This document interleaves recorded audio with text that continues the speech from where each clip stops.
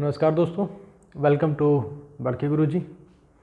और आज का जो टॉपिक है भारत का महान्यायवादी अटॉर्नी जनरल ऑफ इंडिया कि अटॉर्नी जनरल होता क्या है, क्या इसके कुछ संविधान में संवैधानिक प्रावधान है या नहीं है। ठीक है, कैसा पद है, संवैधानिक है, असंवैधानिक है, कैसा पद है, क्या इनका कार्य है, कौन इनको नियुक्त करता है। देखिए, अधिकतर क्वेश्चंस जो है जो मैंने आपको बताए थे कि जो क्वेश्चंस हैं, चाहे आपके आगामी जो एग्ज़ाम्स आने वाले हैं पेट, उसमें ऐसा होता है कि डायरेक्टली क्वेश्चंस पूछ लिए जाते हैं कि अगर इनका प्रावधान है तो किस अनुच्छेद के तहत है और ये पद कैसा है, या किस अभी जो है हाल ही में किसे नियुक्त किया गया है। लेकिन जो आपके यूपीएससी लेवल्स के क्वेश्चन होंगे और जो सीजीएल लेवल के क्वेश्चन होंगे उसमें शायद थोड़ा बहुत हेर फेर किया जाए। ठीक है, कि अटॉर्नी जनरल भी एक वकील ही है। क्या है? वकील है। जब अगर वकीलों को बनाया जा रहा है तो वकील से आप सीधा आकर, ये क्या है? वकील है। ठीक है, वकील से आप सीधे सीधे कहाँ कनेक्ट कर सकते हैं? कानून से। ठीक है, किससे कनेक्ट करेंगे? कानून से। अगर वकील का नाम आता है तो कहीं ना कहीं वकालत का भी नाम आएगा। ठीक है, चलिए अब इनका जिक्र क्या मिलता है? अनुच्छेद 76 में पद का प्रावधान है। अनुच्छेद क्या है? संविधान में अनुच्छेद 76 में इनके पद का प्रावधान है, यानी कि उसमें ये लिखा गया है कि भारत के पास भी एक महान्यायवादी होना चाहिए, या महान्यायवादी के पद का प्रावधान उसमें किया गया है। ठीक है, तो ये क्वेश्चन यहाँ से ही बनना शुरू हो जाता है कि क्या एक ये संवैधानिक पद है? जी बिल्कुल, क्योंकि ये संविधान में इसका जिक्र है। संविधान में क्या है? संविधान में इसका उल्लेख है। ठीक है, तो इसलिए इसको क्या कहा जाएगा? इसलिए इसको कहा जाएगा संवैधानिक पद। क्या कहा जाएगा? संवैधानिक पद। अब यहीं से क्वेश्चन बनना शुरू हो जाते हैं कि क्या अटॉर्नी जनरल एक संवैधानिक पद है या नहीं है। तो संवैधानिक पद है। क्यों है? क्योंकि संविधान में इसका उल्लेख मिलता है। हमें कहाँ मिलता है? अनुच्छेद 76 में इसका उल्लेख मिलता है। और यही तीनों क्वेश्चन बनते हैं, संवैधानिक है या नहीं है। जी संवैधानिक है। इस अनुच्छेद में है, अनुच्छेद 76 में है। ठीक है, के तहत महान्यायवादी होना चाहिए हमारे पास। ठीक है, चलिए इसकी नियुक्ति कौन करता है? इसकी नियुक्ति होती है राष्ट्रपति द्वारा। किसके द्वारा नियुक्ति होती है? राष्ट्रपति द्वारा नियुक्ति होती है। और किसकी सलाह पर? सरकार की सलाह पर। ठीक है, चलिए जैसे मान लीजिए आपके परिवार में कोई चीज़ किसी को नियुक्त करना है कि भाई चलिए हमारे घर में एक नौकर लेके आना है। अब आपने देखा कि नहीं, बाहर जाके नौकर सर्च किया। ठीक है, कि भाई ये नौकर हमारे घर के लिए सही है, या हमारे घर के लिए ये सर्वेंट सही है जो हमारे घर का कामकाज देख सकता है। हमारे यहाँ काफ़ी जो है इसकी एजुकेशन क्वालिफिकेशन भी अच्छी है, चीज़ें इसकी भी अच्छी हैं। लेकिन अब आप उसको घर में ला नहीं सकते। क्यों नहीं ला सकते? क्योंकि आपके ऊपर आपके पिताजी हैं, आपके दादाजी हो सकता हो। अब चक्कर क्या है कि आपको भी क्या करना पड़ेगा? आप अपनी सलाह देंगे किसको? पिताजी को या दादाजी को, जो भी उस घर के मुखिया होंगे। तो वही क्या करेंगे? उस नौकर को नियुक्त करेंगे। तो कहने का मतलब है, वहाँ मैंने एक एग्जाम्पल सेट किया कि भैया वो नौकर के लिए था। लेकिन यहाँ पर क्या है? यहाँ पर एक क्या है? भारत का महान्यायवादी है।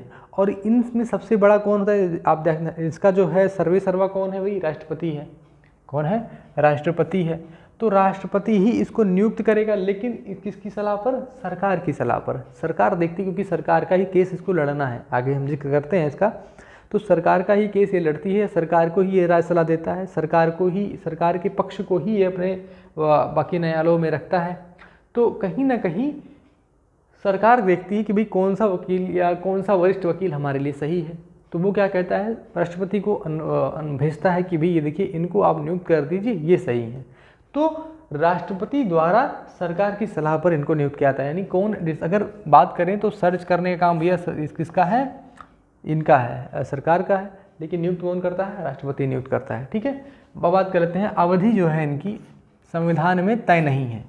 इसकी अवधि की बात करें कि कितनी अवधि के लिए ये बनाए जाएंगे, तो अवधि कोई संविधान में इनकी तय नहीं की गई है कि कितनी अवधि के लिए महान्यायवादी को बनाया जाना चाहिए, या अटॉर्नी जनरल की जो अवधि है उसके बारे में कुछ नहीं डिस्कस किया गया है। लेकिन जब अपॉइंटमेंट किया जाता है तो बताया जाता है कि भाई 3 साल के लिए या 2 साल के लिए, अमूमन देखा गया 3 साल के लिए जो है एक किसी भी जो मतलब आप देखते होंगे अटॉर्नी जनरल को जब नियुक्त किया जाता है तो 3 साल के लिए तकरीबन उसको नियुक्त किया जाता है। तो मान सकते हैं कि जो भी आप राष्ट्रपति डिसाइड कर लेता है कि निचले 3 साल के लिए मैं इसको नियुक्त कर रहा हूँ, 2 साल के या 3-4 साल के लिए, वो राष्ट्रपति के ऊपर है। हालांकि 3 साल के लिए ही नियुक्त किए गए हैं। जो भी अभी आपके वेणुगोपाल ये वेंकट रमनी जी हैं, इनको भी 3 साल के लिए नियुक्त किया गया है। ठीक है, चलिए अब बात कर लेते हैं, इनको मान लीजिए निकालना हो, इनको क्या कर रहा हूँ, निकालना हो, निष्कासन की प्रक्रिया। देखिए अगर आप राष्ट्रपति, जैसे किसी होता नहीं महाभियोग लगा करके किसी पे निकाल सकते हैं, उसका ही बाकायदा लिखा हुआ है संविधान पे, राष्ट्रपति को निकालना है तो क्या करेंगे, महाभियोग लगाएंगे। तो अगर किसी संवैधानिक पद वाले व्यक्ति को आप निकाल रहे हैं तो संविधान में कुछ जिक्र किया गया है उसके लिए, लेकिन इनके लिए जो है कोई जिक्र नहीं है। तो इनको ये माना गया है कि जब इसको कौन लेके आता है, भाई इनको अपॉइंट करता है, लेके कौन आता है, राष्ट्रपति लेके आता है, कि राष्ट्रपति इनको अपॉइंट करता है, तो राष्ट्रपति ही इनको निकाल भी सकता है। तो अगर मैं बात करूं इनके निष्कासन की, तो संविधान में जिक्र तो नहीं है, लेकिन कौन निकाल सकता है इनको, राष्ट्रपति इनको जो है निष्कासित कर सकता है। अगर राष्ट्रपति भाई जब चाहे इनको निष्कासित कर सकता है, ठीक है, कि भाई हमें आपकी ज़रूरत नहीं है, या हमें आपसे बेहतर विकल्प मिल रहे हैं, या जो भी कोई कारण हो, ठीक है, राष्ट्रपति को नहीं पसंद, तो वो क्या कर सकता है, इनको निष्कासित कर सकता है। ठीक है, अब मैंने यहाँ पर एक लिखा हुआ है, एक लाइन लिखी है कि राष्ट्रपति के प्रसाद पर्यंत, ठीक है, प्रसाद पर्यंत, प्रसाद वो भगवान जी वाला प्रसाद नहीं है, ठीक है, ध्यान रखिएगा। प्रसाद पर्यंत का मतलब होता है कि भाई अगर पर्यंत, आपने पर्यंत भी वर्ड सुना ही होगा, तो जब तक ये प्रसाद का मतलब एक तरीके से होता है संतुष्टि, या उसका मतलब खुशी से ले लीजिए कि भाई जब तक हम प्रसन्न हैं एक तरीके से आपके ऊपर, तब तक कृपा बरसती रहेगी, और जिस दिन हम दुखी हो गए आपकी कृपा बंद हो जाएगी। तो वही यहाँ पर लिया गया कि भैया अगर राष्ट्रपति संतुष्ट है आपके कार्य से, आपकी शैली से, आपकी चीज़ों से प्रसन्न है, तब तक तो आप हैं, नहीं तो उसके बाद आपको हटा दिया जाएगा। ठीक है, ये इसका मतलब है इस लाइन का।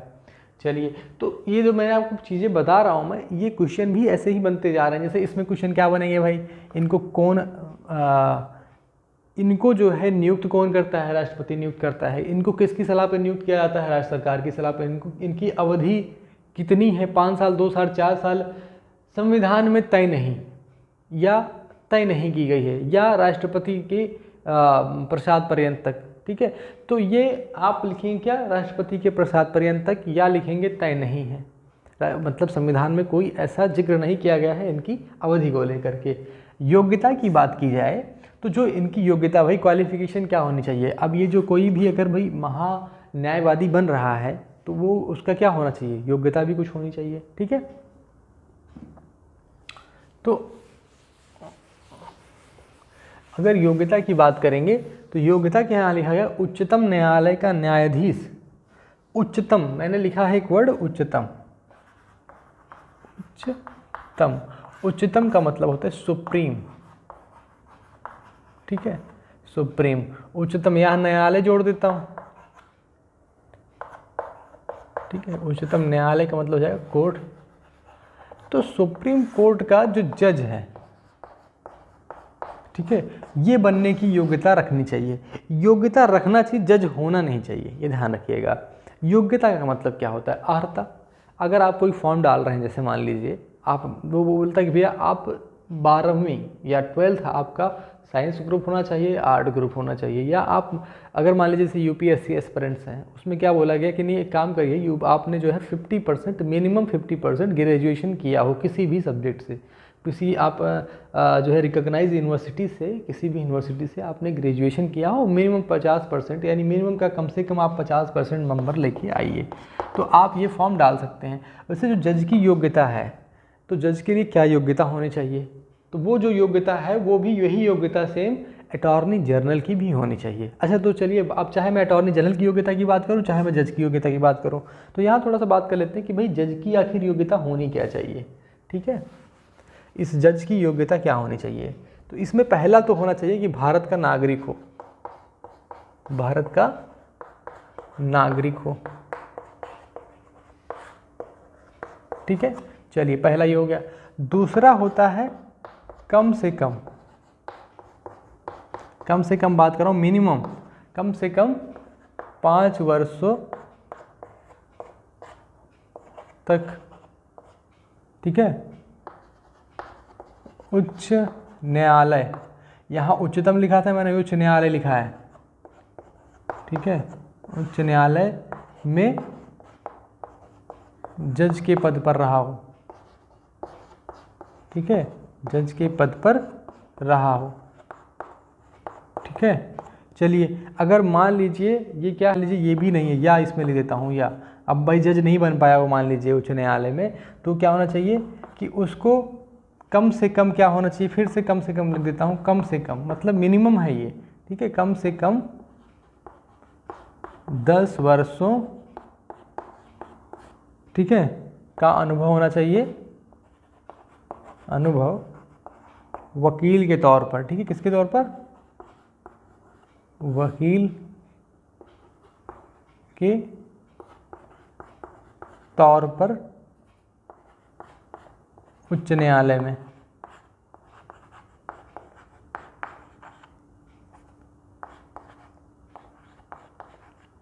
उच्च न्यायालय में, ठीक है।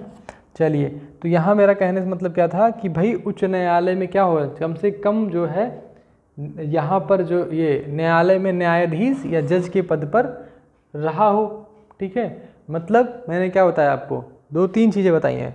एक तो भारत का आपको क्या रहा, नागरिक हो, दूसरा क्या है, कम से कम 5 वर्षों तक उच्च न्यायालय में जज या न्यायाधीश के पद पर रहा हो। अगर ये भी नहीं रहता है तो 10 वर्षों का उसको अनुभव रहा हो उच्च न्यायालय में।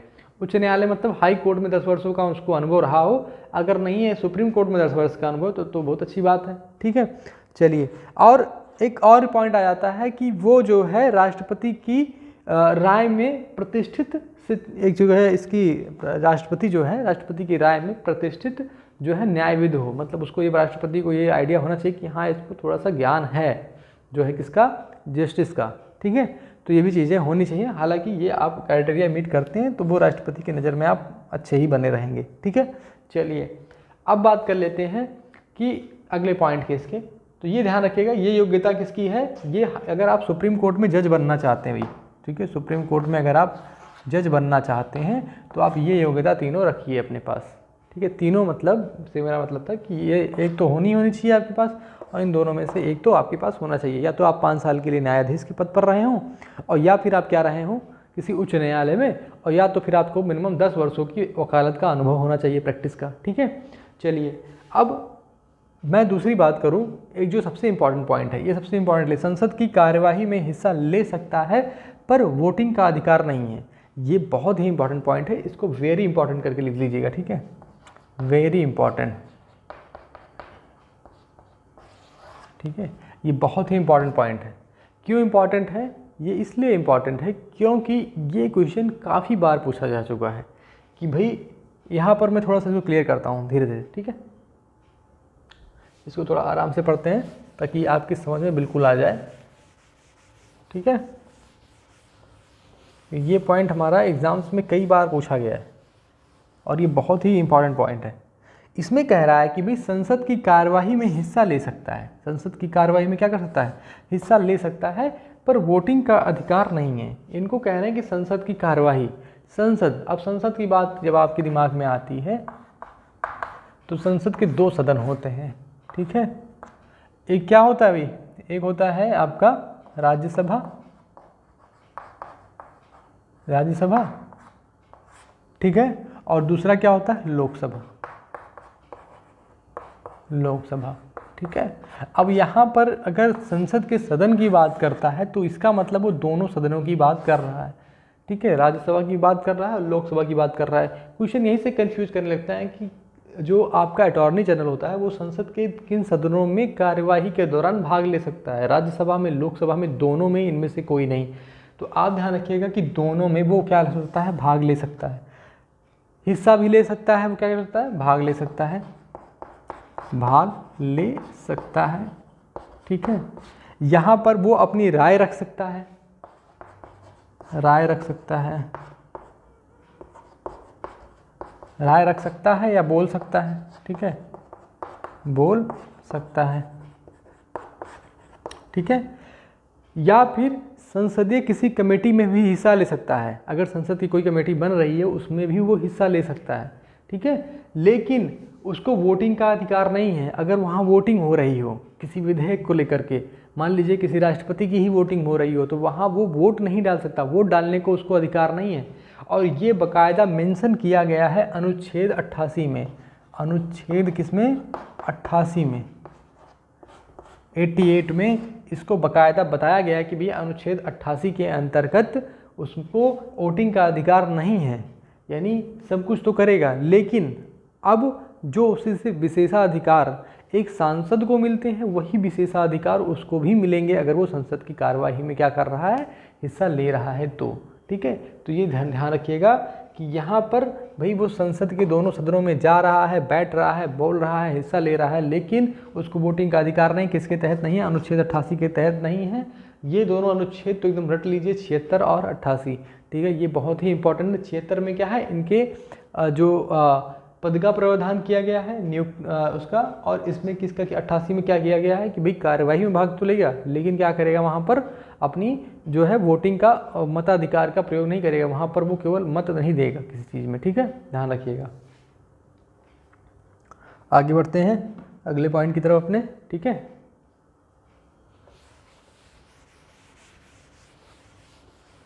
चलिए अगले पॉइंट है हमारा, भारत के राज्य क्षेत्र के सभी न्यायालयों में सुनवाई का अधिकार है।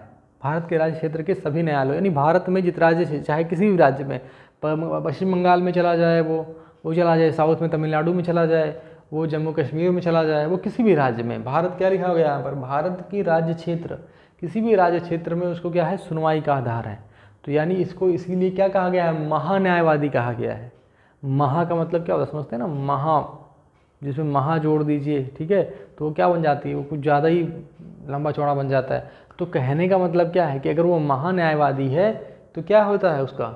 ठीक है, वो किसी भी राज्य भारत के राज्य क्षेत्र में सभी न्यायालयों में क्या करता है? सुनवाई का अधिकार रखता है। अब दूसरी बात यहाँ पर पेच फंसता है कि भाई निजी व्यक्ति का मुकदमा लड़ सकता है या नहीं लड़ सकता है? ठीक है जी, बिल्कुल, क्योंकि वो वकील है। क्या है? एक वकील है, और वकील क्या करते हैं भाई? केस लड़ते हैं, तो वो निजी व्यक्ति का भी मुकदमा लड़ सकता है, ये ध्यान रखिएगा, लेकिन कुछ शर्तों के साथ लड़ सकता है। पहली चीज़ तो भाई कि देखिए, अगर मान लीजिए वो निजी व्यक्ति का मुकदमा लड़ेगा तो उसको वेतन नहीं मिलेगा, वेतन नहीं मिलेगा उसको। क्यों नहीं मिलेगा? लेकिन भत्ता मिलेगा, लेकिन भत्ता मिलेगा, भत्ता और सुविधाएं मिलेंगी। ठीक है, अब बात कर लें कि वेतन नहीं मिले, लेकिन उसको Z+ सिक्योरिटी वगैरह है, जो बंगला वगैरह उसको मिलता है। ठीक है, जो आवास के तहत में बात कर लूँ, आवास मिलेगा, बाकी सारी चीज़ें तो उसको मिलेंगी, लेकिन उसको जो है क्या नहीं मिलेगा? उसको वेतन नहीं मिलेगा। वेतन क्यों नहीं मिलेगा? क्योंकि भाई देखिए, एक निजी व्यक्ति का वो क्या कर रहा है? एक तो वो ले रहा है, केस लड़ रहा है, दूसरी चीज़ क्या है कि भाई उससे भी तो वो फीस लेगा, उस व्यक्ति से भी वो फीस लेगा लड़ने की, तो वहाँ पर उसको वेतन नहीं दिया जाएगा। दूसरी चीज़ क्या है? जिस भी व्यक्ति का वो केस लड़ रहा है वो सरकार के खिलाफ नहीं लड़ सकता। ठीक है, सरकार के विरुद्ध नहीं लड़ सकता, विरुद्ध केस नहीं लड़ सकता। ठीक है, ये इम्पॉर्टेंट पॉइंट है कि भाई वो व्यक्ति जो भी केस लड़ रहा है, अगर वो आया और बोला कि नहीं एक काम करिए, सरकार के खिलाफ ही हमारा एक केस कर दीजिए, और ना ही वो उसके खिलाफ केस करेगा और ना ही उसको कोई कानूनी सलाह भी देगा सरकार के खिलाफ, कि भाई वो बता दे कि नहीं ठीक है एक काम करो, हम तो नहीं लड़ सकते, एक काम करो आप ऐसे ऐसे करके सरकार के खिलाफ केस कर दो, तो उस व्यक्ति को कोई भी सरकार के खिलाफ कोई भी जो है सलाह भी नहीं देगा। क्यों नहीं देगा? क्योंकि सरकार की ही सलाह पर एक तो ये नियुक्त हुए हैं, और सरकार के ही खिलाफ अगर काम करेंगे तो क्या होगा? फिर तो गड़बड़ है मामला।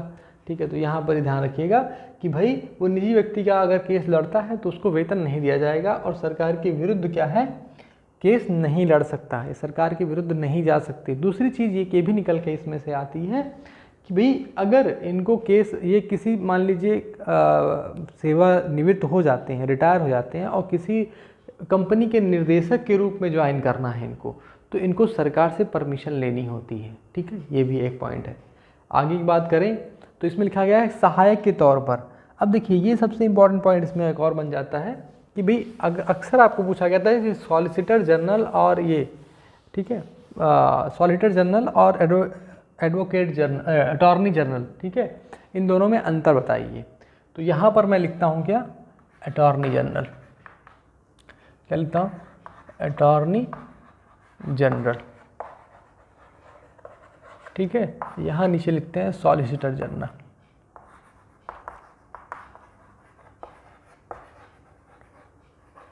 ठीक है।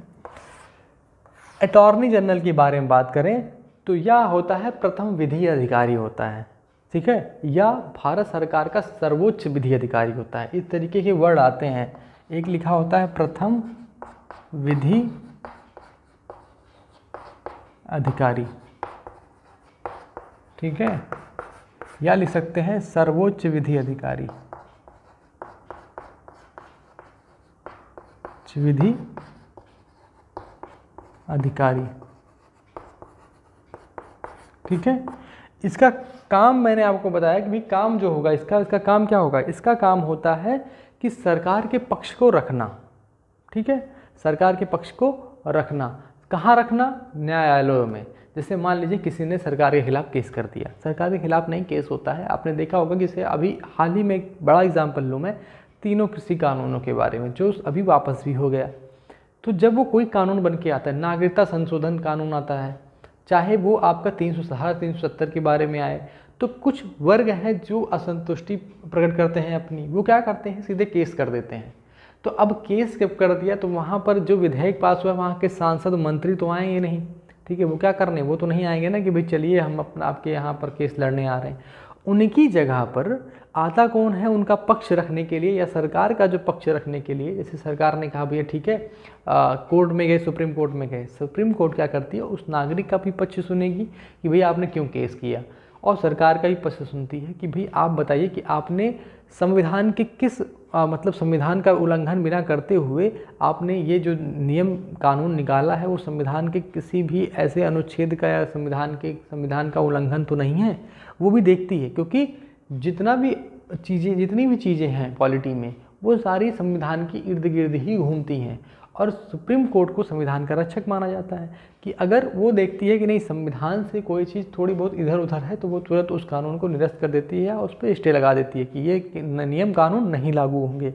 तो वहाँ पर ये चीज़ देखने को मिलती है कि जो अटॉर्नी जनरल है, एक तो ये वकील है, तो इनका यही काम था कि विधि जो है सलाह देना है। ये किसी सलाह को मतलब अपने तरीके को क्या कर सकते हैं, थोप नहीं सकते हैं कि भाई हम अपनी सलाह को क्या कर सकते हैं, थोप सकते हो। ये केवल सलाह देते हैं सरकार को, ठीक है, और सरकार का पक्ष रखते हैं। कोई व्यक्तिगत टिप्पणी नहीं कर सकते ये कि भाई चलिए ठीक है, सरकार की तरफ से हमने बता दिया कि ये कानून सही है, लेकिन हमें नहीं लग रहा है कि ये सही है, हमें लग रहा है ये गलत है, तो हम व्यक्तिगत टिप्पणी नहीं कर सकते हैं उसके खिलाफ, ठीक है, ये ध्यान रखिएगा। तो अटॉर्नी जनरल का मेन काम क्या था, विधि का मतलब जानते क्या होता है, विधि का मतलब होता है कानूनी, ठीक है, तो कानूनी सलाह, और या इसकी बात कर लूँ कि न्यायालयों में सरकार का पक्ष रखना, सरकार का पक्ष रखना, ठीक है। तो ये इनका काम है, किसका काम है, हमारे अटॉर्नी जनरल साहब का, ठीक है।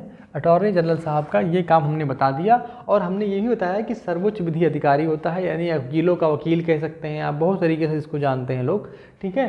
तो जो भारत का महान्यायवादी है, अटॉर्नी जनरल इंग्लिश में बोलते हैं इनको। अब आता है सॉलिसिटर जनरल।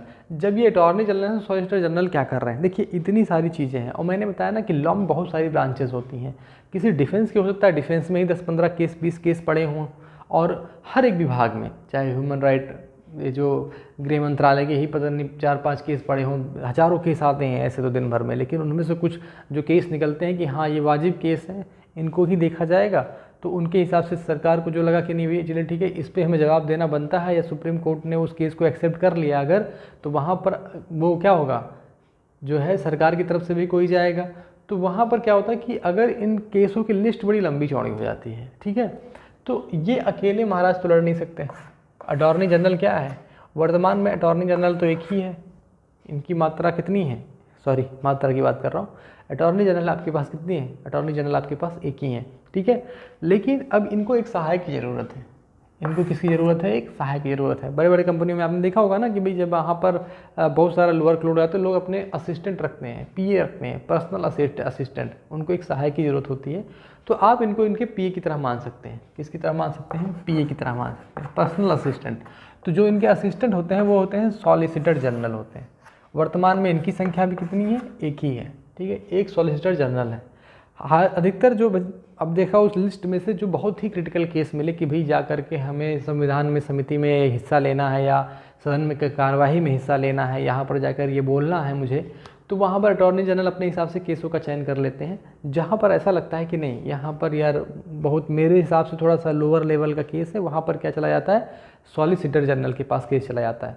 अधिकतर आप जब न्यूज़पेपर पढ़ते होंगे तो आपने ये देखा होगा कि वहाँ पर क्या लिखा हुआ आता है कि सरकार की तरफ से सॉलिसिटर जनरल तुषार मेहता, कौन है सॉलिसिटर जनरल? अभी तुषार मेहता जी हैं, ठीक है। यहाँ मैं लिख दे रहा हूँ तुषार मेहता, ठीक है। तुषार मेहता ने सरकार का पक्ष रखा। ये लाइन आपको मिलती रहती होगी 2-3 न्यूज़पेपर में। अगर आप पढ़ रहे होंगे तो 2-3 दिन में आपको एक बार ये लाइन मिल ही जाती है कि भाई सरकार की तरफ से इन्होंने अपना पक्ष रखा, सरकार का पक्ष रखा। तो सरकार का पक्ष अटॉर्नी जनरल की जगह पर कौन रख रहा है? सॉलिसिटर जनरल रख रहा है। चूँकि दोनों की योग्यताएं सेम है, जो इन सॉलिसिटर जनरल साहब की योग्यता है वो भी सेम ही है, लेकिन जो सबसे बड़ा डिफरेंस इनमें आता है सॉलिसिटर जनरल का कि इसका कोई जिक्र नहीं है संविधान में। तो एक तरीके से इसको संवैधानिक पद की संज्ञा नहीं दी जाएगी, ध्यान रखिएगा। इनका क्या है?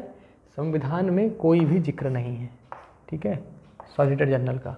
तो यहाँ पर ये सबसे बड़ा डिफरेंस है। दूसरा, इनकी योग्यता में कोई डिफरेंस नहीं है। जो इनकी योग्यता है वही इनकी योग्यता भी है, लेकिन चूंकि ये अटॉर्नी जनरल के सहायक होते हैं, क्या होते हैं? सहायक के तौर पर कार्य करते हैं, इसलिए ये यहाँ पर इनको क्या कहता है? सॉलिसिटर जनरल कहा जाता है। लेकिन ऐसा नहीं कि सॉलिसिटर जनरल भी अकेले सब कुछ हैंडल कर लेते हैं, इनको भी एडिशनल सॉलिसिटर जनरल की ज़रूरत पड़ती है। तो यहाँ पर एक और भी ट्विस्ट निकल के आता है कि भाई सॉलिसिटर जनरल तो ठीक है, अब इन सॉलिसिटर जनरल जी को क्या चाहिए? और भी कुछ टीम चाहिए काम करने के लिए। तो इनको क्या दिया जाता है?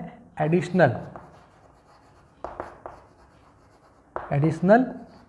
सॉलिसिटर जनरल, ठीक है। ये एडिशनल सॉलिसिटर जनरल जो है इनकी संख्या वर्तमान में कितनी है? 4 है, ठीक है। तो ये 4 लोग इनकी मदद करते हैं कि भाई देखिए वेरियस कैटेगरीज के जो केसेस आ रहे हैं उनमें उन पर क्या जवाब तैयार करना है, तो वो जा करके। लेकिन जब न्यायालय में प्रेजेंट होने की बात आती है तो सॉलिसिटर जनरल या अटॉर्नी जनरल ही प्रेजेंट होते हैं, उनमें ये सहायक के तौर पर नहीं जाते हैं जिन केसेस में ऐसी बात आती है, ठीक है। तो यहाँ ये ध्यान रखिएगा कि सॉलिसिटर जनरल में और अगर अटॉर्नी जनरल में आपको एक मुख्य अंतर पूछे तो आप ये मेन अंतर याद रखिएगा कि इनका अटॉर्नी जनरल जो है इनका तो संविधान में एक प्रावधान है भी, लेकिन सॉलिसिटर जनरल का कोई प्रावधान नहीं है, ठीक है।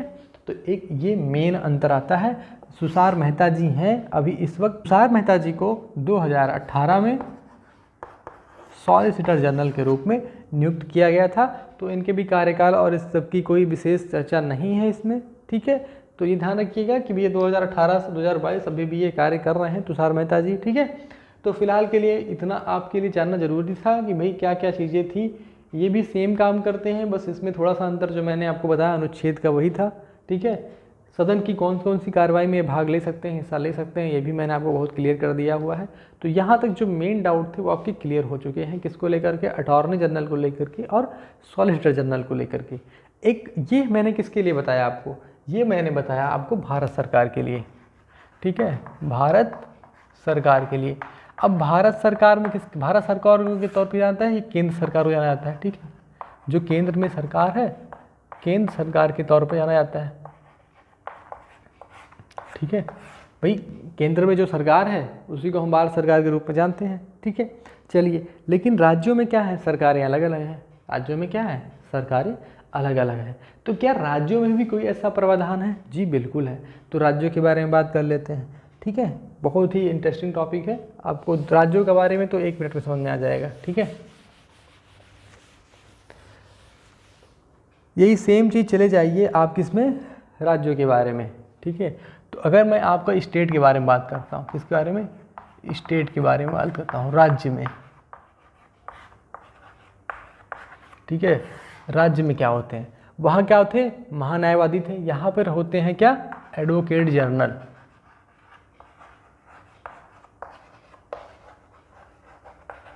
ठीक है। इसको बोलते हैं महाधिवक्ता। देखिए महाधिवक्ता, महा वर्ड जोड़ दिया गया है, अधिवक्ता वर्ड जोड़ के इसको मिक्स कर दिया गया, तो महाधिवक्ता हो गया, ठीक है। अधिवक्ता आपको पता ही होगा क्या होता है, वकील होता है, ठीक है। तो महाधिवक्ता, अब महाधिवक्ता वहाँ पर इनको कौन नियुक्त करता था, राष्ट्रपति नियुक्त करता था, किसकी सलाह पर, सरकार की सलाह पर। तो यहाँ पर सरकार की जगह पर राज्य सरकार का, तो यहाँ पर राज्यपाल नियुक्त करेगा, कौन नियुक्त करेगा, राज्यपाल नियुक्त करेगा, और किसकी सलाह पर नियुक्त करेगा, राज्य सरकार की सलाह पर, ठीक है, राज्य सरकार की सलाह पर।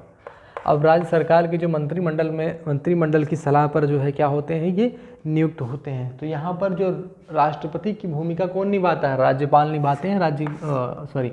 इसमें अगर स्टेट की सेंटर की बात मैंने की राष्ट्रपति की, और राष्ट्रपति की जो भूमिका है वो स्टेट में कौन निभाता है, राज्यपाल निभाता है। तो यहाँ पर क्या होगा, राज्यपाल क्या करेगा, नियुक्त करेगा किसको, महाधिवक्ता को, ठीक है। बात की मैंने कि भैया इनकी भी कोई अवधि तय नहीं है, राज्यपाल के ही प्रसाद पर्यंत है, कि राज्यपाल जब तक चाहे इनको रख सकता है, जब तक चाहे इनको निकाल सकता है, ठीक है। लेकिन यहाँ पर जो सबसे इम्पोर्टेंट है कि भैया इनको किस अनुच्छेद में, तो अनुच्छेद 165, इसमें अनुच्छेद 165 याद करने का बहुत सिंपल तरीका है। वहाँ पर वो 76 था, दोनों में से एक एक घटा दीजिए, तो यहाँ पे 6 और यहाँ पर 1, तो -1 कर दीजिए और -1 कर दीजिए, जितना आपने माइनस किया उसको एक आगे यहाँ पे ऐड कर दीजिए। तो अनुच्छेद 165 के तहत क्या था भैया, इनको जो है क्या किया जाता है, इनका प्रावधान है कि राज्य में भी एक महाधिवक्ता होना चाहिए, ठीक है। चलिए, और अब बात आती है कि जो मैंने यहाँ पर थोड़ा सा बताया था कि भाई ये राज्यपाल के प्रसाद पर्यंत रहेंगे, जब तक उनकी इच्छा रहेगी तब तक ये रहेंगे, जब तक उनकी इच्छा खत्म हो जाएगी तब तक वो क्या होंगे, निकाल दिए जा सकते हैं।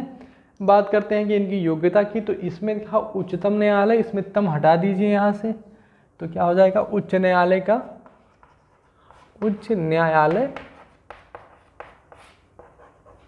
के जज, ठीक है, बनने की योग्यता,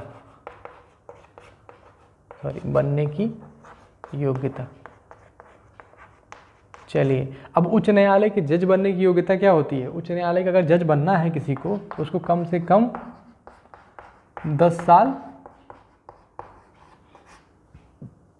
साल क्या होना चाहिए उसको, 10 साल वकील के तौर पर,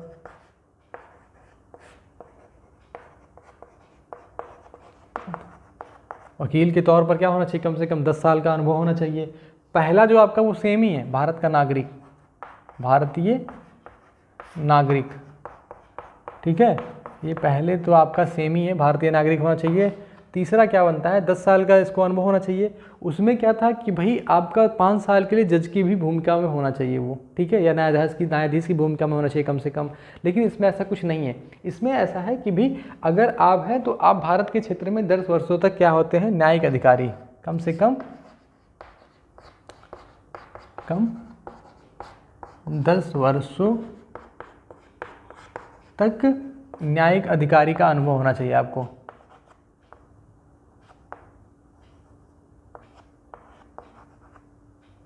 न्यायिक अधिकारी, ठीक है, का अनुभव, यानी 10 वर्षों तक जो है क्या आप न्यायिक अधिकारी के रूप में आपने अगर कार्यरत किया है, इन दोनों में से या लगा दीजिएगा, ठीक है, यहाँ पर या। तो यहाँ पर भारत का नागरिक तो मेन ही था, और ऊपर से उसमें राष्ट्रपति के जो है जो राष्ट्रपति के द्वारा क्या था कि उनको ये पता होना चाहिए कि भाई ये एक, जो मैंने यहाँ पे वर्ड लिखा था ना कि आपका राय में क्या होता, प्रतिष्ठित आपका न्यायविद होना चाहिए, तो वहाँ पर राज्यपाल आ जाएगा, ठीक है। राज्यपाल की नज़र में एक अच्छा आप ठीक ठाक आदमी होने चाहिए, न्याय मतलब आपको जानकारी होनी चाहिए, तो वहाँ पर राज्यपाल आ जाएगा। तो मेनली आपको यही 2 पॉइंट बनता है कि भारत का तो नागरिक होना ही चाहिए। अगर आपने 10 साल अगर वकील के तौर पर आपने काम नहीं किया, आपको अनुभव नहीं है, तो आप 10 साल का अनुभव आपको चाहिए किसमें, आप कोई न्यायिक अधिकारी के रूप में आपने कार्य किया हो, ठीक है, ये चाहिए आपको। तो यहाँ पर ये उच्च न्यायालय की बात करूँगा मैं, उच्चतम नहीं। और उच्च न्यायालय को इंग्लिश में क्या बोलते हैं, हाई कोर्ट बोलते हैं, हाई कोर्ट, ठीक है। उसको हमने क्या बोला था, सुप्रीम कोर्ट। उच्च न्यायालय को क्या बोलेंगे, इसको हम क्या बोलते हैं, हाई कोर्ट बोलते हैं। यहाँ यह ध्यान रखिए, कुछ लोग हाई कोर्ट और सुप्रीम कोर्ट को मिक्स कर देते हैं, ठीक है। उच्चतम, तो उच्चतम मतलब सबसे पीक, सुप्रीम। और उच्चतम न्यायालय कितने हमारे पास, एक ही है। राज्य सरकार में हाई कोर्ट तो काफ़ी सारे हैं, ठीक है, हर राज्य में लगभग लगभग हैं, ठीक है। तो यहाँ पर हमने क्या बोला कि हाई कोर्ट के बारे में, ठीक है।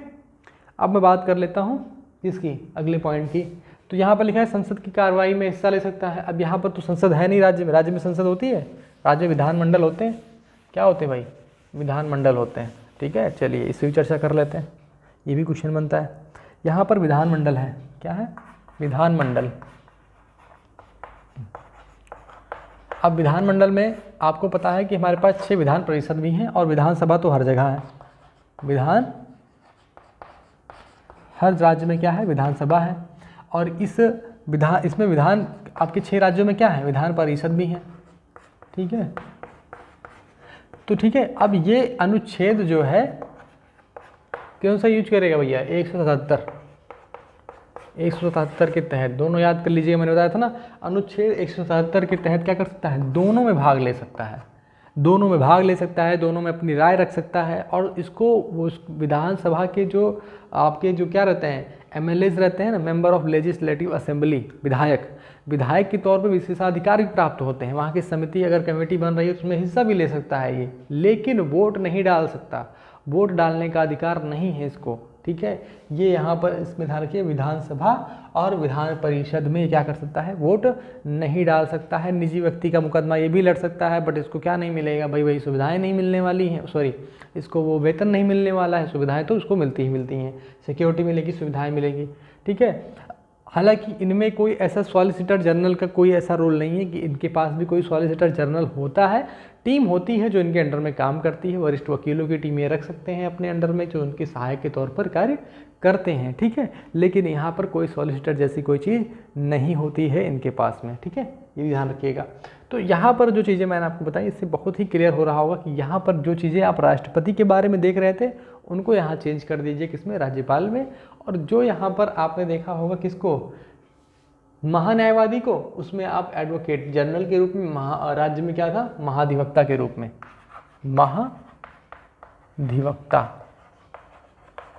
ठीक है।